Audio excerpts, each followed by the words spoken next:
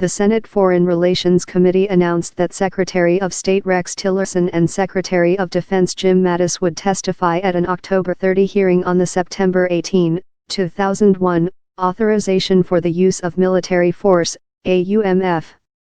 That legislation greenlighted the invasion of Afghanistan and has been used by successive presidents as the legal justification for the global war on terrorism. Technically, the question and answer session will also cover the 2002 AUMF that helped set up the invasion of Iraq, but that legislation plays a less consequential role in 2017. On October 4, in the African country of Niger, extremists killed Army Sergeant Law David Johnson, Staff Sergeant Brian Black, Staff Sergeant Jeremiah Johnson and Staff Sergeant Dustin Wright. President Trump's call to Johnson's widow this week resulted in the White House's public feud with Representative Frederica Wilson, D-Flaw, who overheard the call and described it as dismissive toward the slain soldier's service. As Trump launches Twitter attacks on Wilson, lawmakers who favor replacing the 2001 AUMF have argued that the Niger ambush offers a fresh debate on important constitutional questions about war. The many questions surrounding the death of American service members in Niger show the urgent need to have a public discussion about the current extent of our military operations around the world, Senator Tim Kaine, DVA, said in a Friday statement. Kaine has pushed his colleagues for years to revise the 2001 AUMF and adopt a new authorization that would set some limits on presidential war-making powers. When then-President Barack Obama declared that the 2001 legislation covered his campaign against the so-called Islamic State, Kaine sharply dismissed that as an Alice in Wonderland argument.